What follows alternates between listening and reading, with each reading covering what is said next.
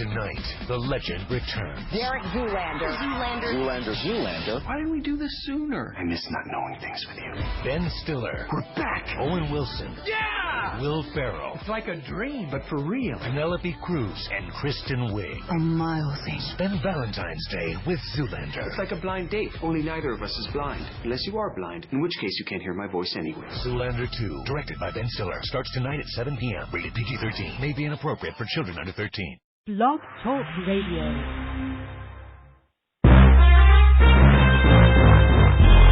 Broadcasting from Atlanta, Georgia, home of the world's greatest artists, TLC, Gladys Knight, India Ari, Indigo Girls, and Hartsfield Atlanta Jackson Airport, the Falcons, and Clark Atlanta University. This is The Bright Side with Tekneshia, a daily show with real people with real experiences. And now, here's your host, Tekneshia. Good afternoon, everyone. Thank you for joining my show, The Bright Side with Tekneshia, and it's all about news and motivation, staying positive, staying on the right track, because this year we really want to grow. That's what it's all about. It's about expanding our goals and just getting to that point where we could be successful and millionaire-minded.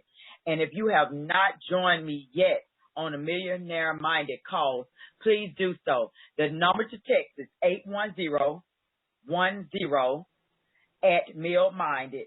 That's at, like the Instagram symbol, MILLMIND. And it will get you on in. It will ask your name.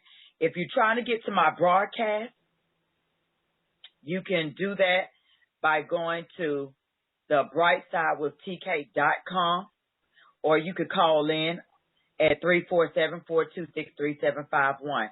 But today with me, I am here with a 19-year-old channel, Courtney Amundson, and she has found her path towards God and her teachings. Oh, and it's just awesome. She has a great book out. It's called Teachings from God. And I mean, most 19-year-olds you will find probably trying to go to the club, party, do what else is going on in this society. But she is going a different route, and I'm very proud of her for doing that. Again, you could go to Brightside with TK. That's Bright, BRIGHTSIDE with TK.com. The Bright Side with Tekneshia, and my name is spelled TEKNESHIA. Without further ado, I will be bringing on Courtney. Courtney, how are you? I'm great. Thank you so much for having me. Oh, it's an honor. I'm glad to have you on. As I was telling my listeners, it's a pleasure to have someone at a young age to be doing this. Let me ask, what guided you into this path? Because I wish more 19-year-olds would do that.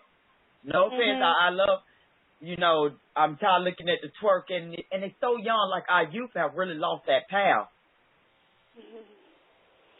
Yeah, it's, I found that I have felt very lonely in a sense, that I didn't really have friends or mentors my age that I could relate to on this. And so a big majority of my life, I really, found friends that were older than me, and that's what allowed me to really dive in deeper, is I felt a sense of community with other people that could understand what I was experiencing. And so my path really began at a really young age. I would say 9 years old. Around 9 years old is when I started to really ask these kinds of questions, metaphysical, kind of universal questions. And it was all kind of sparked by me watching Teachings from God, that's my book, Conversations with God, for the first time, and that's Neale Donald Walsch. Similar titles. I often say the wrong one. But that book and that movie was such a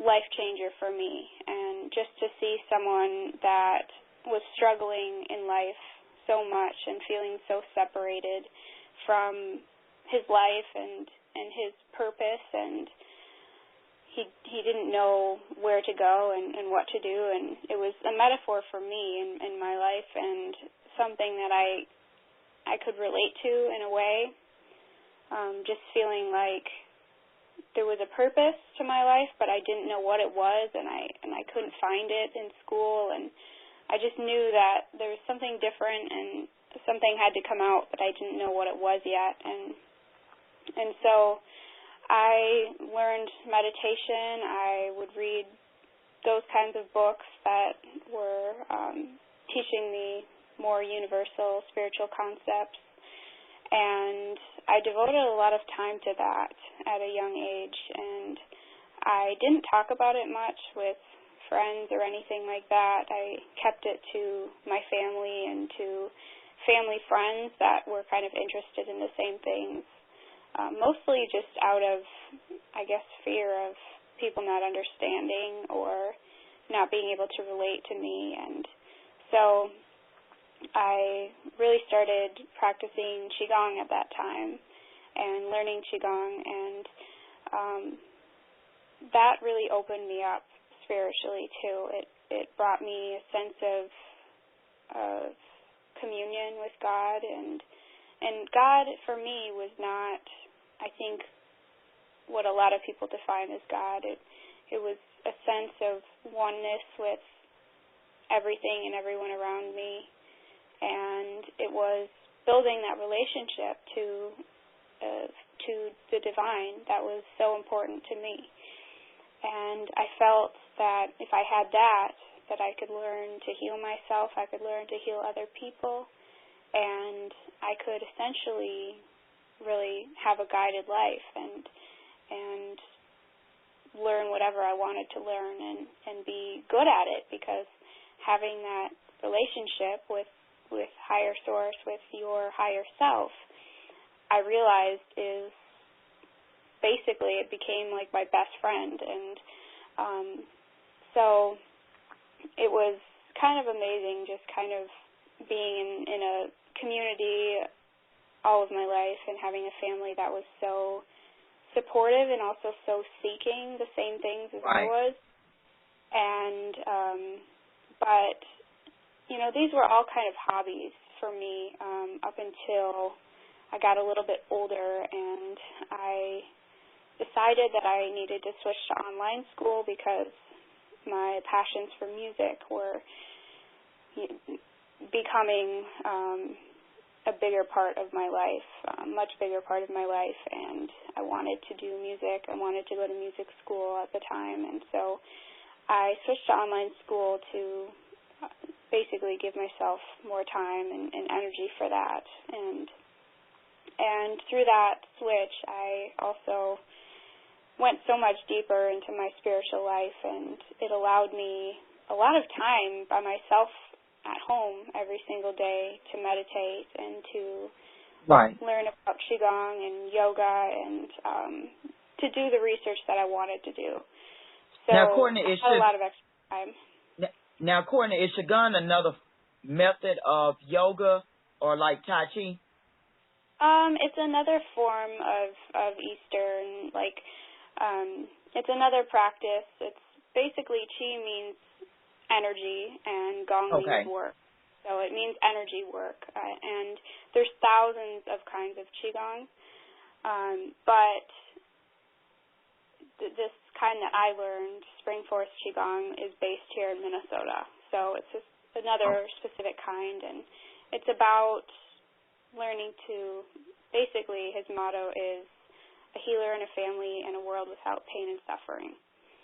And so that was a huge thing for me, to learn that at a young age, that, okay, there's more to life than what meets the eye, and there's people out there that have such a deep meaning of life. And when I saw this Qigong master, and then I met him when I was 9, it changed my life. And so that sparked a lot of curiosity within me and my searching. And then it really opened when I was 16 years old, and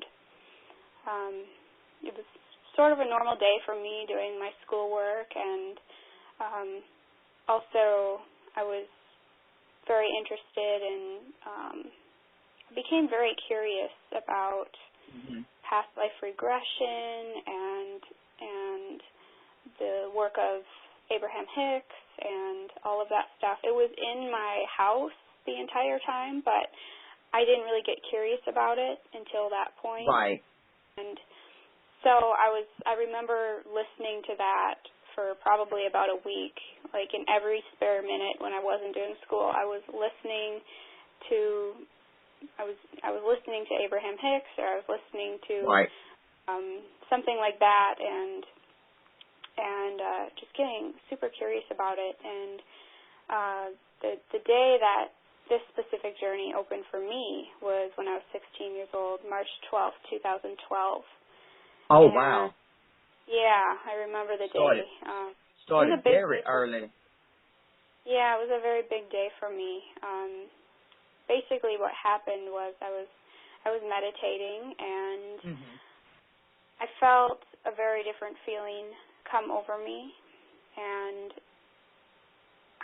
because I had done so much research on this topic, I knew instantly what was happening as it was happening, and I knew that my yearning for something like that, an unconscious yearning, was essentially opening it up to me. And I felt this amazing golden light, just pure potential energy, unconditional love, lightness that I had never felt before. It was like all of the weight of my physical body was gone, and there was a wisdom and a tenderness in this energy. I was just blown away.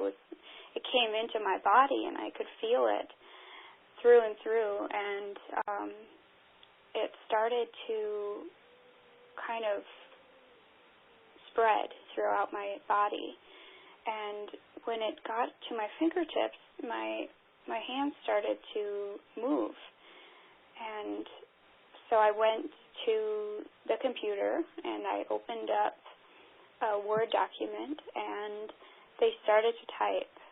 And every time I tell this story, it seems to get slightly shorter because it's almost it's such an experience, and I still to this day I can't put into words how it felt.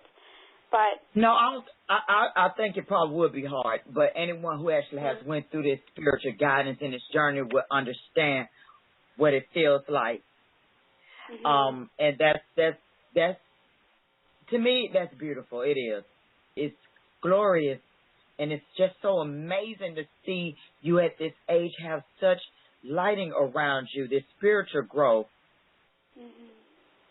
Let me ask you this, though, Courtney. The book opens with speaking about the purpose of the earth experience and the nature of the physical being and how asking is essential to spiritual growth. Why is asking through free will so vital to one's spiritual development? Well, I've learned that free will is basically the foundation of our human existence. And so our job as human beings is to knock on the door. And when we knock on that door, then it allows that opening. It allows Spirit to open the door. And that's when the wisdom flows, and that's when the love flows, and that's when the knowing flows. And, you know, so that's a very big part, a very big law of being human, is that we get free will. And if we don't ask, then the information can't be presented to us. But we are so connected to source energy, and we've never left that. And it's just a perception thing. And when we open that door up, I almost can visualize like this golden thread that attaches, you know, from the top of our head to the end of the universe. That's how I see it. And all of that love, all of that knowing of who we are and who we came to be, that's all clear when we open that channel. And it's not something new agey, and it's not something, you know, metaphysical. It can be very real, a very real experience that can be, a mundane one too. For me, it's just like having a friend every single day that can help me with whatever I need help with and guide me. And that's what it should be, What you see in the book is a lot of deep concepts, but it's also humorous. It's also lighthearted. And that captures my relationship to the divine, because that's how it was very much in the beginning, before all of this really started to come out deeper. It was very much me connecting with my higher self and getting guidance on everyday things. And Spirit doesn't just want to communicate about deep universal concepts. It's about what we want to talk about. And they delight in it. The universe delights in it because we're part of it. And so I found that, it's so important to ask for what we want and then to listen, because oftentimes I think we ask and then, we think it's kind of a one-way conversation, and it's really not. It's a two-way thing. So we have to be able to listen after we ask.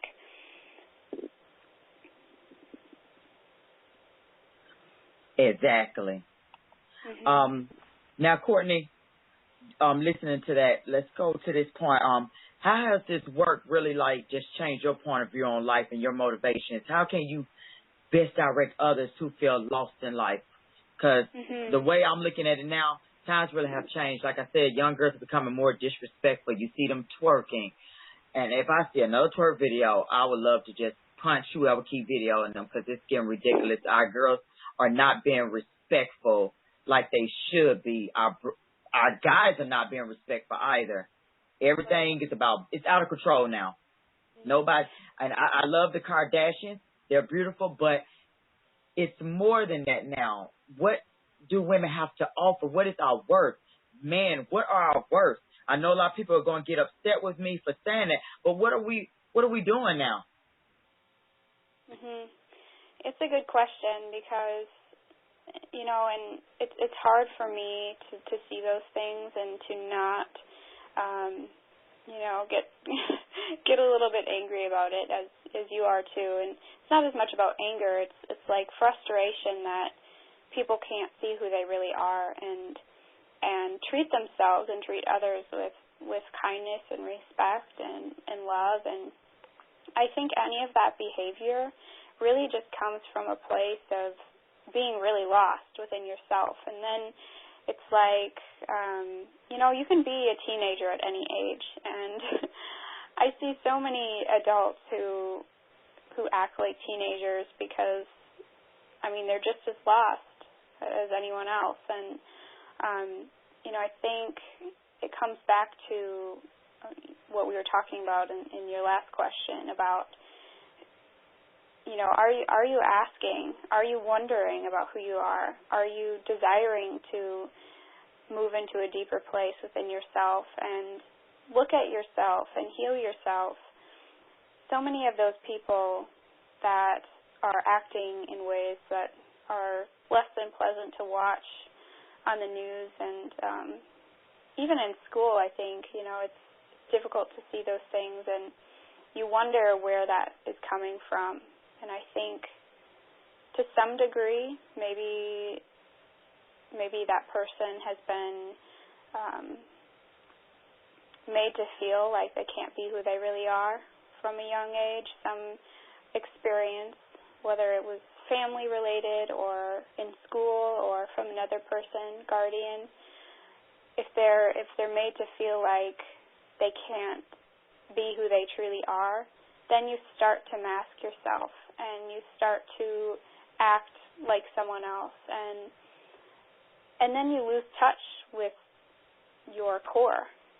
At some point, you lose touch with who you really are. You forget. And for me, I have learned that really following my passions and following my heart have been essential to guiding me where I need to be, and not doing anything out of obligation, not judging myself for where I'm choosing to lead myself based on my instincts, based on my intuition. There's so much pressure, just taking teenagers out of it, just all ages. There's so much pressure to be and do certain things. And our kind of instinct is to do what everyone else is doing. Our instinct to protect ourselves is to follow other people. So we do that in so many ways. We do that just basic human desires, needs. We do that with politics. We do that with religion. And we form together in that way out of fear. So I think it's important to evaluate your own fears that are coming from your ego and coming from, that part of yourself that doesn't want to be seen. And when you have awareness, when you call those things out, then they can be transformed. So for somebody that might be acting out in a way that is unpleasant to watch or disrespectful, I think there's a lot that people are holding back, and they're right, almost putting a shell around themselves.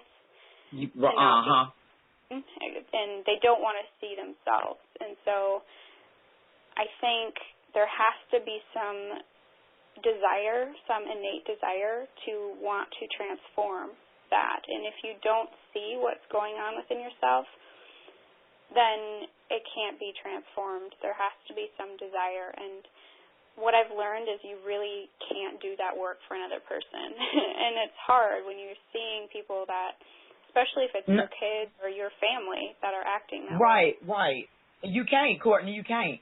All you can do is lead them to the water. I can tell you about God. I can give you the prophets. I can give you the Bible scriptures. But by the end of the day, it's on you, because everyone's going to be held accountable. When that judgment day comes, everyone's going to be held accountable. It's not going to be, Courtney and mom and dad. It's going to be just Courtney, then mom and dad. Everybody's going to be individual. And I want to go back and piggyback off what you said about that. People are lost. Everybody's been influenced. The media. And don't get me wrong, I watch a lot of the shows, Scandal, How to Get Away with the Murder. But at the same time, what are we really teaching ourselves? Are we saying that it's okay for a woman to sleep around with another man? Are we saying because we watch Empire to sell drugs? I mean, yeah, we looking at it for entertainment, but at the same time, what are we bringing into our spirits at the same time? And I need to probably analyze that myself. Am I doing right because I'm watching these shows, laughing, giggling at them, but we don't believe in that, but we watch it. So kind of contradictory a little bit. But, yeah, I agree totally with you. We're in the times now. People better start looking at these days the way that the weather's changing, everything. There's signs all around us. We get to the end of the Bible, and people have to realize that. But, Courtney, moving along, many people see the world as a fearful, scary place. And your book seems to present a utopia kind of world. How can we relate to the words when they often feel like an escape from reality? Well, I think we need to kind of define what reality is, because we all have different definitions of reality.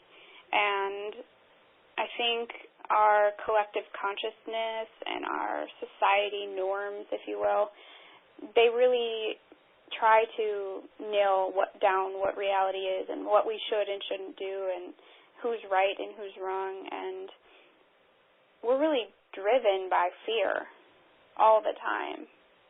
And I see that so much.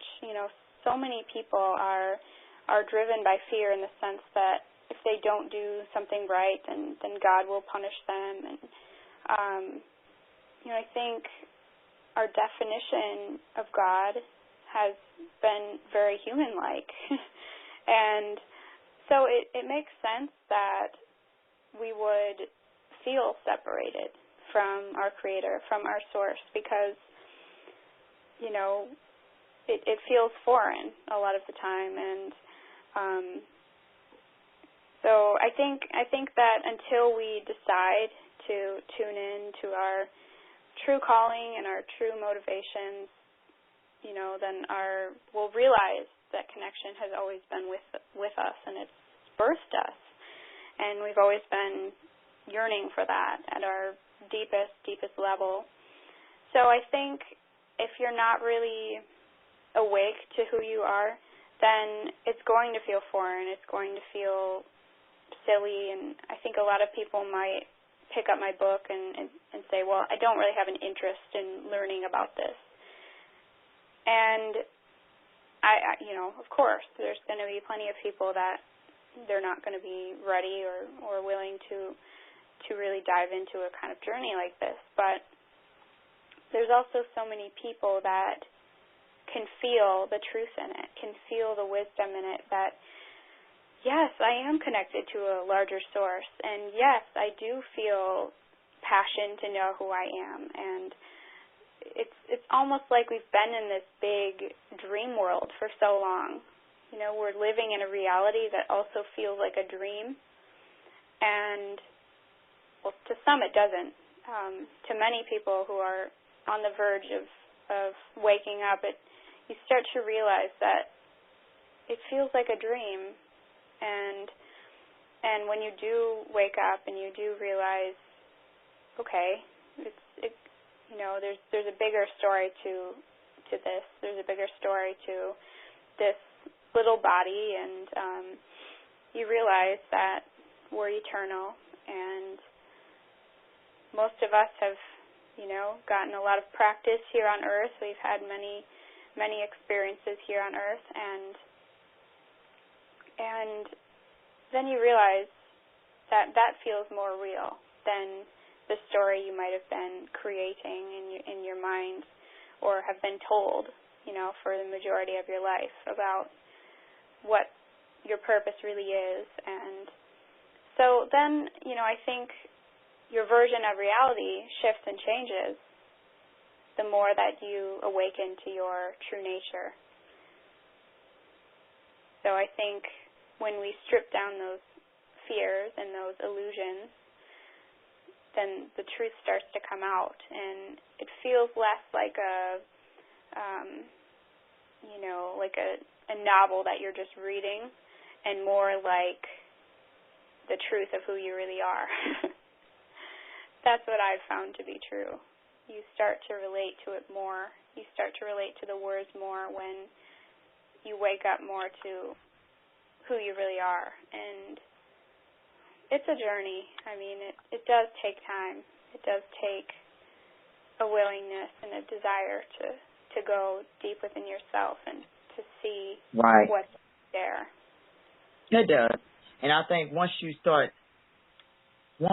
really, there's much more meaning in life to me once you know your purpose. Just the same way, considering the hammer, it's designed to hit nails. That's what it was created to do. And now if it don't get used, it's just going to sit there in the toolbox.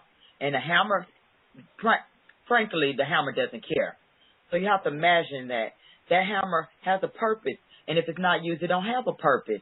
We all have a purpose. I think you just have to ask God what your purpose are, because in my world, Courtney, we are created in God's image for a relationship with Him. Being in that relationship is the only thing that will ultimately satisfy our souls.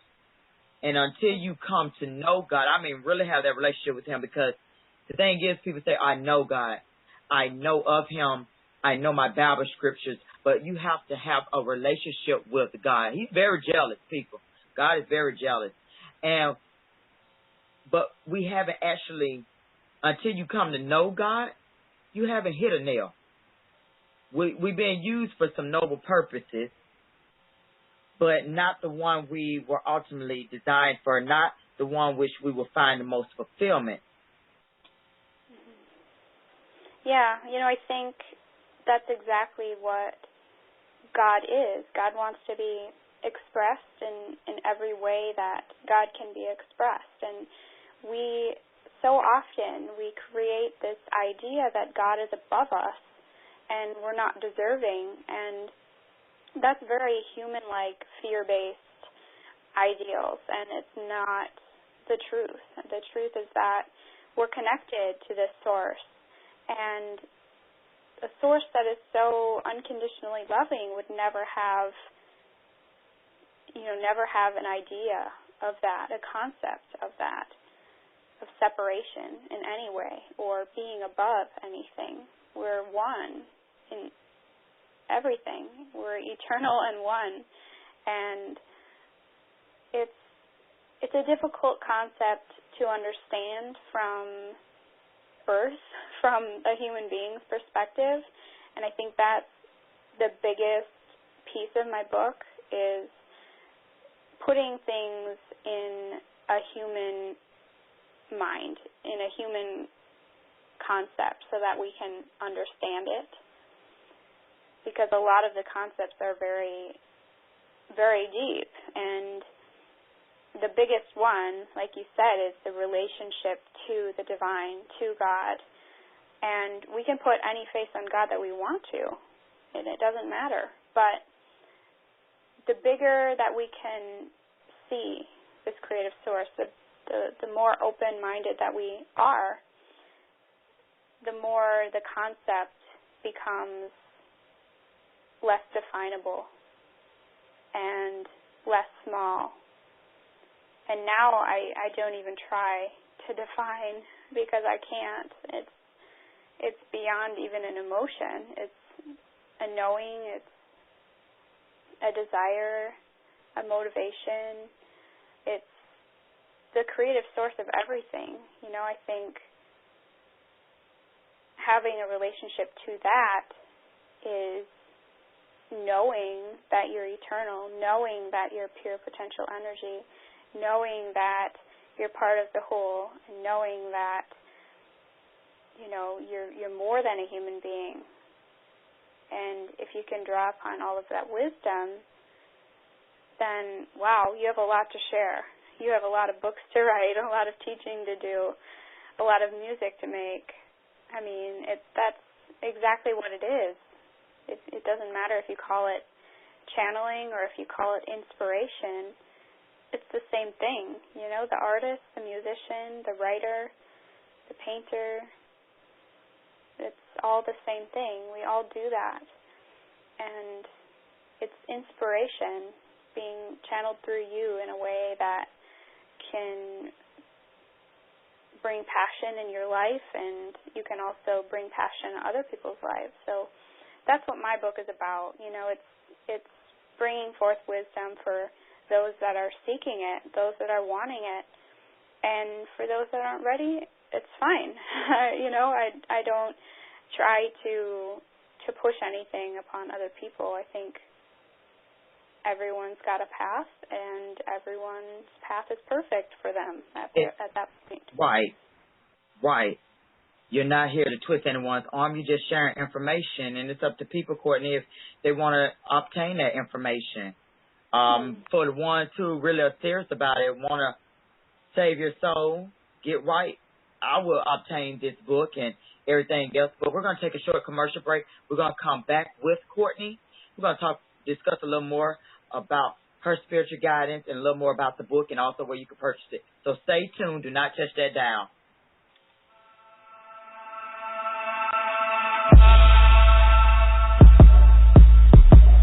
Thought it was over? Not yet. Stay tuned. We'll be right back. You're listening to Blog Talk Radio, baby.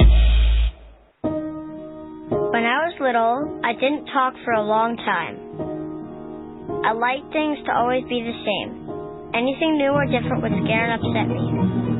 I was very sensitive to lights and sounds. It was almost like I had bigger eyes and ears than everyone else. So I built secret hiding places where nothing could get in. I didn't like looking people in the eye. It made me feel uncomfortable. I'd throw big tantrums over little things, like when my socks didn't match. Sometimes I'd do the same things over and over. Until one day, I found out I had autism. My family got me help. Slowly, I learned how to live with it better. You can see signs of autism in children as young as 18 months. Early intervention can make a lifetime of difference. Learn the signs at autismspeaks.org/signs. Brought to you by Autism Speaks and the Ad Council. All right, I'm back with extraordinary 19-year-old Chandler Courtney Amundson, and we have been talking about her path as a seeker at a young age, progressed to that point that these teachings began to flow through her effortlessly and with complete love and joy, starting at age 15. And in the beginning, the wisdom was received for her own evolution and understanding. But after a short time, she was guided to share with as many people as possible through her book, Teachers from God.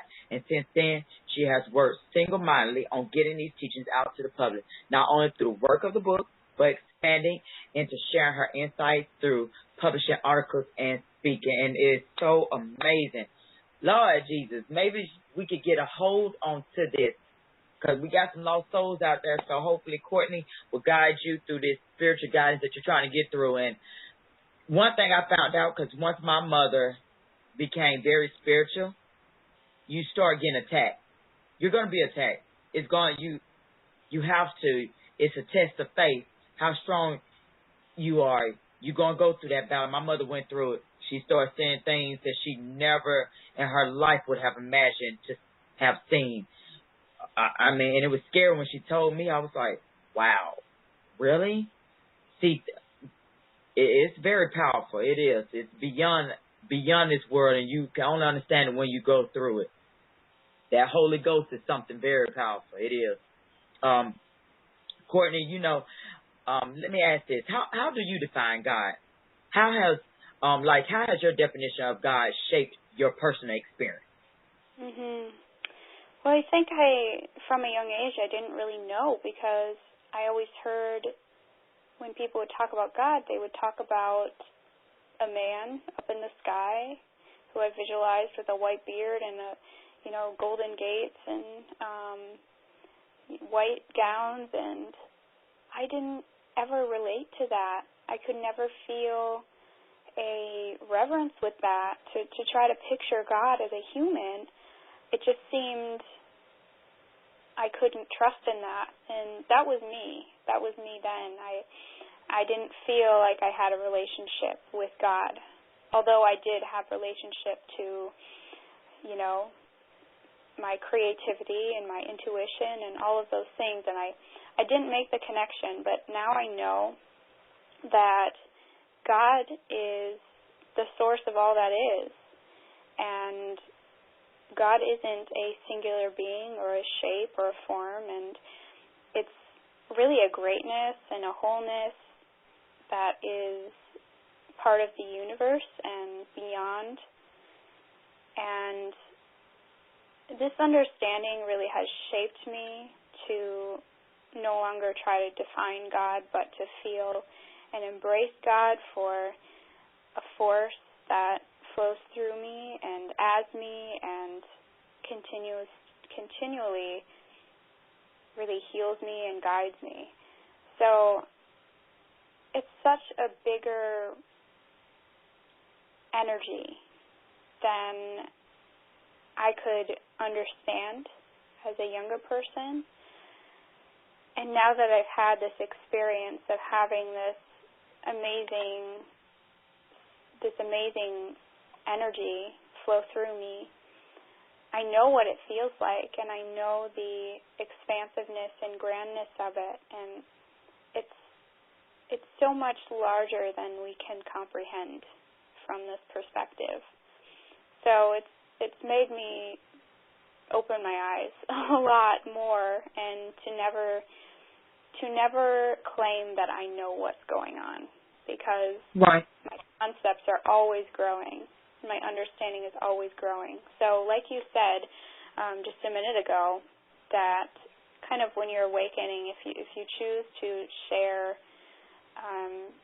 your understanding and your principles with other people, you will get people that don't understand or jump down your throat. And I've learned that I have to discern, and I will never tell anybody that I know what's going on and they don't, because it's opening the floodgates, right off the bat. And I can know with certainty that my experience is true. Right. But I will never say that it's true for everyone, because my perception creates my reality. And another person's perception is very real to them.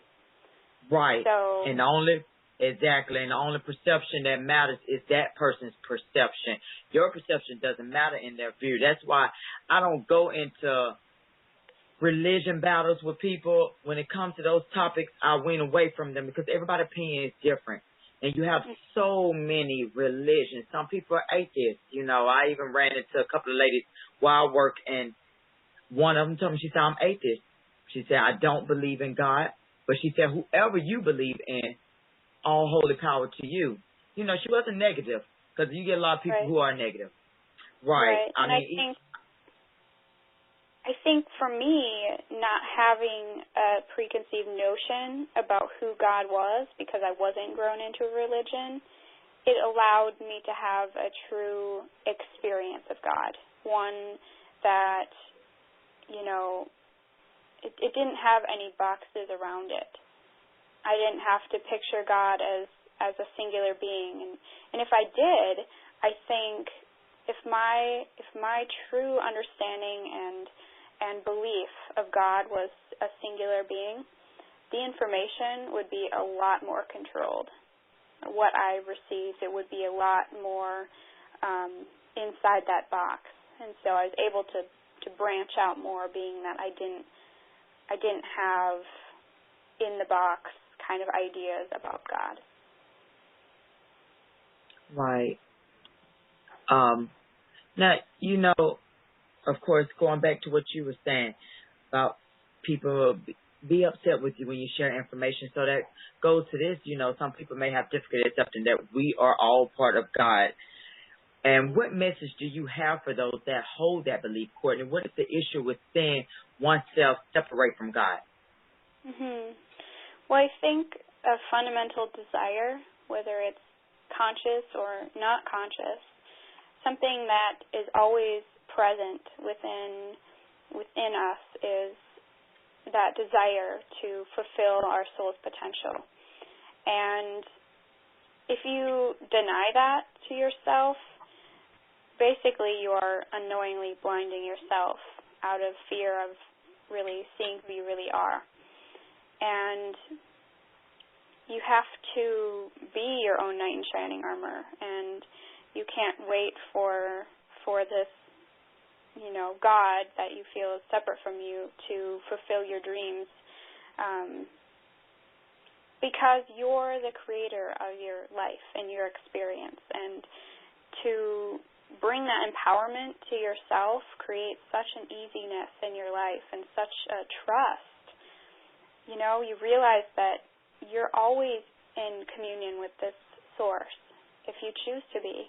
And it's not just about praying to God, it's about having that direct relationship and communicating, and it doesn't have to be done in a church. It can be done, in your bedroom as you're walking in the grocery store, whenever you want. And so we're the instruments through which God speaks, and so I've learned that we have to learn how to not think like a human when we're referencing God or when we're talking about the subject of God, because it's natural to define it based on how we see it, how we would see each other. And so I wouldn't say there's a problem with it as much as it is, what's your desire to really understand your life? A lot of people claim to be fine just watching TV all day, every day, with no observation of life, with no desire or motivation to understand life.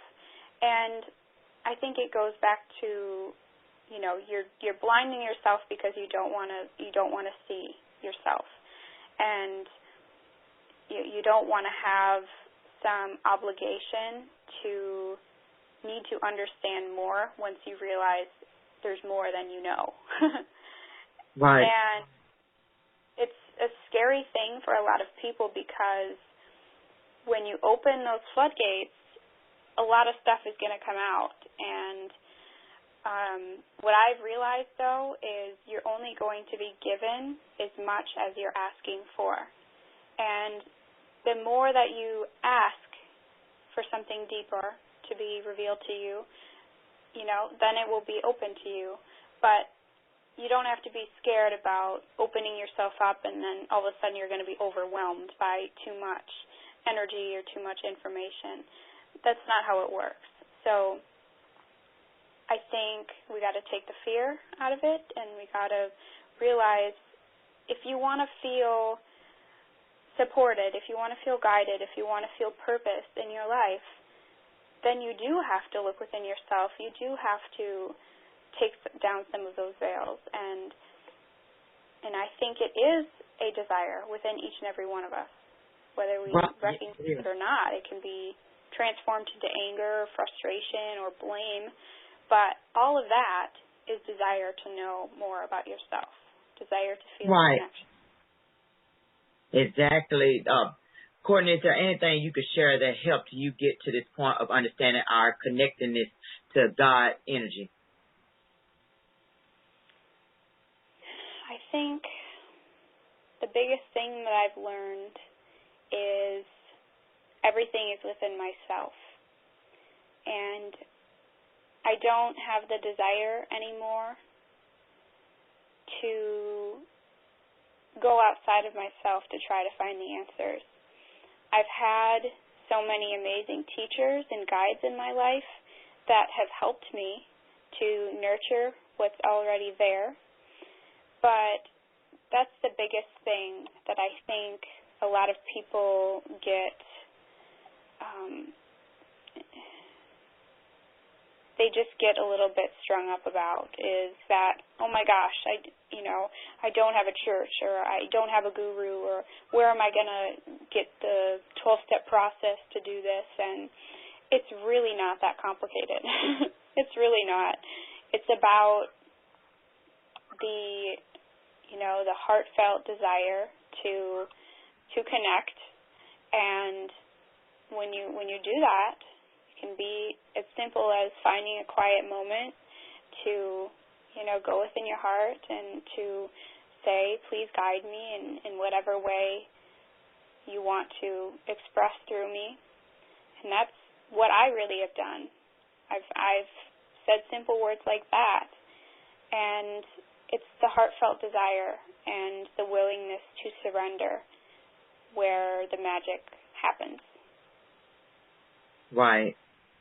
Now, going back to your book, big teaching in your book is about the multidimensionality of the human being and how to use all our tools in our toolbox, which is called the Akash, if I say that correctly, to uncover the wisdom and talents within us.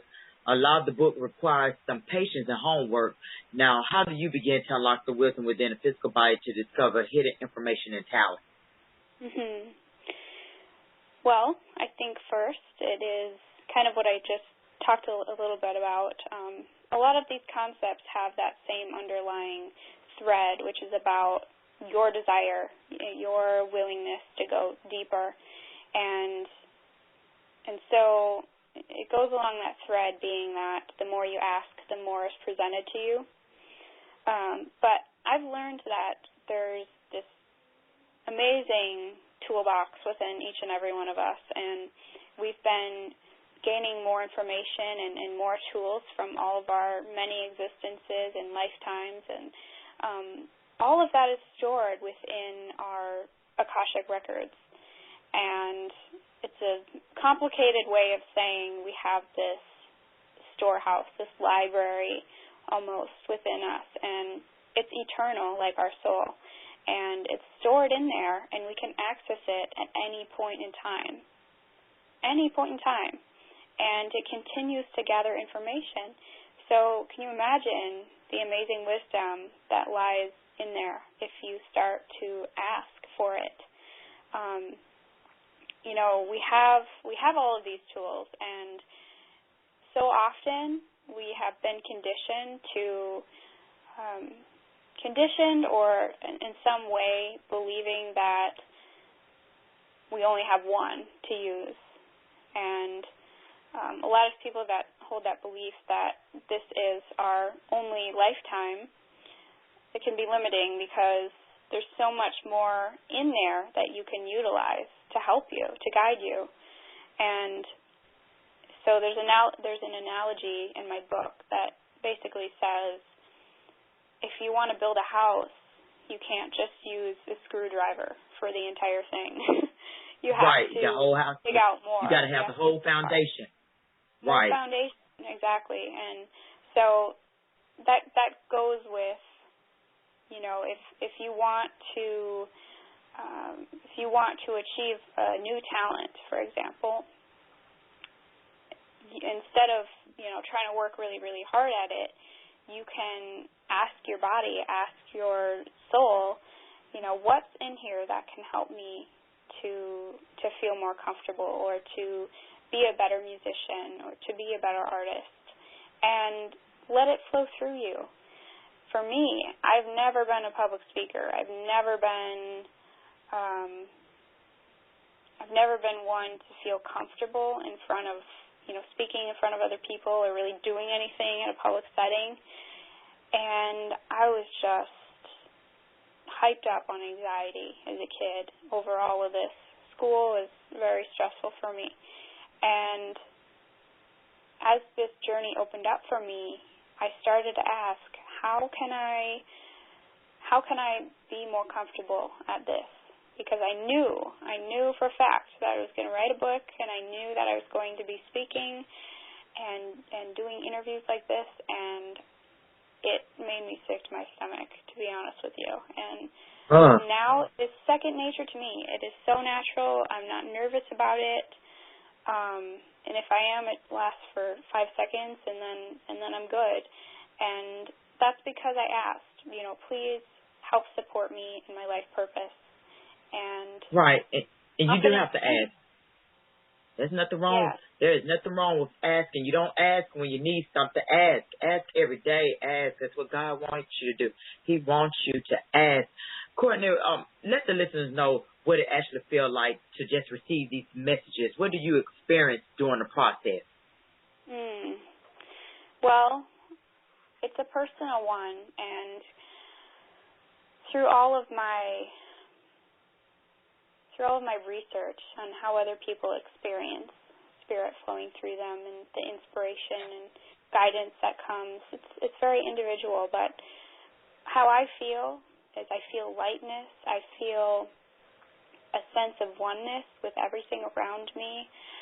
All of my concerns, all of my doubts or worries, they're completely gone. There's just a sense of peace and tranquility and love that, it's like, for example, if I'm having a stressful day or kind of an uptight day, and I sit down and I say my usual mantra, I'm in the universe is in my body, the universe and I combine together. And I feel that golden liquid light come back into my body every time I do that. And I say, the highest of light, please fill me up, give me guidance. What do I need to hear? What don't I want to hear? That's often sometimes what I would say. What don't I want to hear that I need to hear? And then I'm open and I'm receptive, and I feel that anything that was holding me back is not a concern anymore. It's like I'm in this bigger picture field of energy, and I can just know with confidence that anything that was bothering me 10 minutes before is no big deal. And if I can follow the guidance that I get in those couple of minutes, and I can do that with confidence, then you're moving through life with an easiness. And it's like being tuned in right as you get a message, instead of 10 years later when you get an illness and then you realize you didn't pay attention. It's like you get it right away, and then you follow it, and you're always in sync. You're always, following those footprints and more in line with who you really are. And then you meet people on the same wavelength, and you meet people that are passionate about what you're passionate about, and it's amazing. It really is. It is. It's beautiful to see this full empowerment as a human being, to see that person developing that spiritual growth. It's gorgeous. But, Courtney, who do you look up to as spiritual support, teaching, and inspiration in your life? Do you follow religion or a guru or some other spiritual inspiration? I've never been one to. I have gone through phases of, kind of seeing other spiritual teachers and thinking that they have the answers and that I don't, and I think that's been part of my journey and part of my path is, realizing then at some point that, oh my gosh, I actually have all of this, and that's kind of what I'm here to help other people to realize is take the pressure off yourself and realize that, you are bigger than a human being, and you're divine. And so I have not followed a guru or a religion, but I've had teachers in my life that have helped me to realize my power and my healing powers, and Master Chunyi Lin, who is the founder of Spring Forest Qigong, who I learned Qigong from. He has been probably my central teacher, and I've found that he's resonant with me because I've never questioned anything with him since I met him when I was 9 years old. Never once did I feel overpowered. Never once did I feel that my power was taken away from me or misused.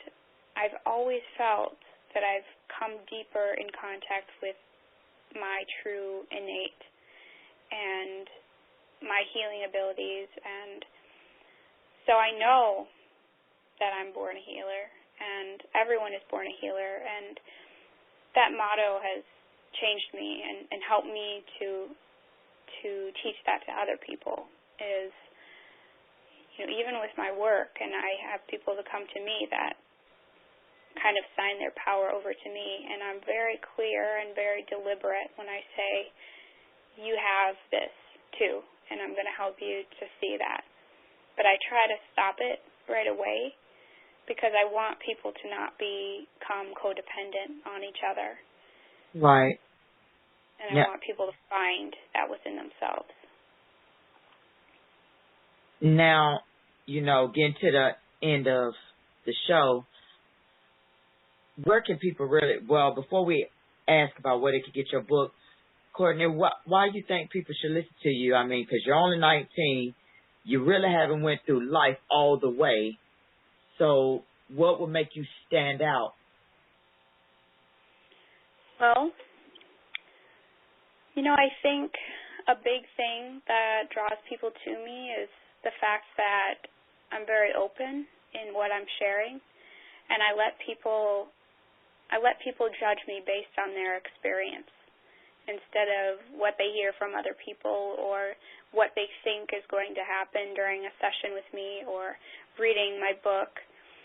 It's very much not typical in the arena that I think I might be categorized in, as a channeler or as somebody in the New Age arena. And I think though the work itself might be put in that arena, I think I'm very different. And I think the information is truly, about inspiring humanity and using it as a guidebook. And it's not just about, hey, look at all this deep stuff that I can, that I can do, and I'm so talented. And I don't have that view at all. And it's very open in the sense that I just let people find me, and I don't go out of my way to convince anybody or to, tell them that this is the way. And that's the way, and that is the extra, and that's the way to be. You can't, it does not get any better than that's the way to be. Courtney, I hope for so much on your journey with this. I'm thinking you're inspiring people right now. And I hope a lot of listeners, if there hardly are no listeners right now, I hope the archive show a bunch of them. Let's get that archive up, people. You can always go back and listen at brightsidewithtk.com. So, Courtney, before we leave, where can people purchase your book? Sure. My website is the best place to look, and that is teachingsfromgod.com. Okay. And there's a tab on there that says store, and you can click on store and purchase either a paperback or a ebook version. And both of those are available. And I also have other fun stuff on there that you can explore too. Thank you, Courtney, for taking out your time to be on the show and enlighten us with this information. Once again, please make sure you purchase Courtney's book, teachingsfromgod.com. It's an awesome book, and I got to get my hands on it as well. I love the paperback. But before I leave, I'd like to give this message to Courtney and all my listeners today. The truth of the day from my friend Mary Ellen is this: become ready for change. When you are ready to change, the first step you must take is to clear a space for that change to happen. Most people have an easier time acquiring material possessions rather than letting go of them. Just like emotional baggage, it is difficult to let go of material objects that clutter your reality. Become aware of the material possessions that no longer add value to your life. Are you holding on to a material possession because it makes you feel secure or comfortable? Your stuff can make you feel good only temporarily. Recognize the emotional and material hold that positions have on you and let go. This will create the space for you for change. Clear out your personal space, leaving only objects that bring you joy. Your energy level will soar. Today, learn to have a practical and temporary relationship to objects. Now you can create the life you desire. Everyone enjoy the day. Let's be positive. You expand. Before I leave you on this, I want to tell you this. Either expand your mind to match your goals or your goals with strength to match your mind. Let's grow this year, people. Thank you for tuning in. Once again, Courtney, thank you, and I hope to have you back on because I know you're going to probably have another awesome book out very soon. So thank you so much, Courtney. Thank you. You're welcome. Amazing. God bless everyone. I'll see you tomorrow. Thanks for listening to The Bright Side with Tekneshias. If you like what you heard, tell your dad, mother, cousin, uncle, whomever. Be sure to check out the archive section at www.brightsidewithtk.com.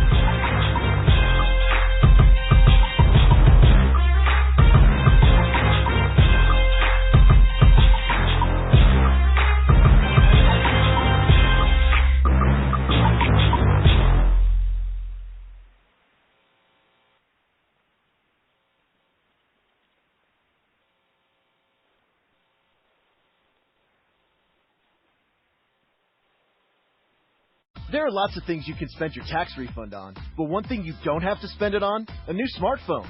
Switch to Metro PCS now and get not one, but 2 free 4G LTE smartphones for brands like Samsung and LG. Plus, you're on T-Mobile's blazing fast nationwide 4G LTE network. Hurry! Switch to Metro PCS and get 2 free smartphones after instant rebate. One heck of a deal, only at Metro PCS. Limited time offer. Sales tax not included in phone price. Coverage and services not available everywhere. See store for details and terms and conditions.